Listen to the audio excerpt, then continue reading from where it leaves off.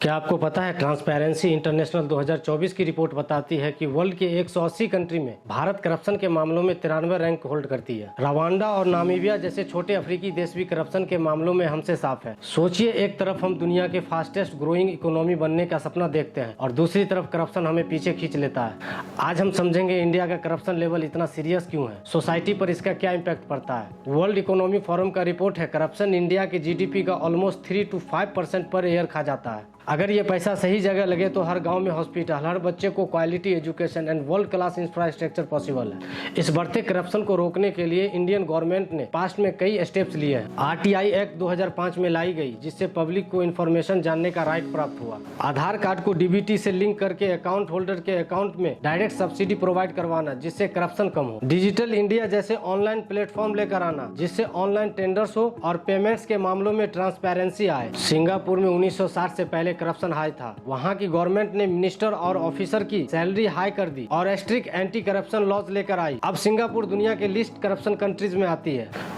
China के कई high profile politician और बिजनेसमैन करप्शन चार्ज में जेल गए। डॉक्टर BR अम्बेडकर ने कहा था, cultivation of mind should be the ultimate am human existence. अगर लोगों की सोच और अवेयरनेस बदली तभी करप्शन सच में कम होगा। करप्शन पर कंट्रोल लगाने के लिए गवर्नमेंट स्ट्रिक्ट पनिशमेंट और फास्ट ट्रायल करे, जिससे स्कैम करने वालों को बचने का मौका न मिले। और डिजिटल ट्रांसपेरेंसी, हर government contract spending public portal पर और पब्लिक अवेयरनेस हो, से लोग रिश्वत लेने देने अवॉइड करें। हिस्ट्री हमें बताता है कि करप्शन हमेशा से रहा है, लेकिन फ्यूचर हमारे हाथ में है। अगर हम आज करप्शन के अगेंस्ट स्टैंड लेते हैं तो आने वाले जनरेशन करप्शन फ्री इंडिया देख पाएगी। करप्शन कोई छोटी सी रिश्वत नहीं है, ये बच्चों की टूटी किताब है, उस मरीज की अधूरी दवा है, उस किसान की बंजर खेत है। लेकिन याद रखिए, भारत की 65% पॉपुलेशन यूथ है, यानी फ्यूचर आपके हाथ में है। अगर हम सब ना घूस देंगे ना घूस लेंगे तो सिस्टम बदलने में देर नहीं लगेगी, क्योंकि यूथ जागता है तो देश बदलता है। जय हिंद, जय भारत।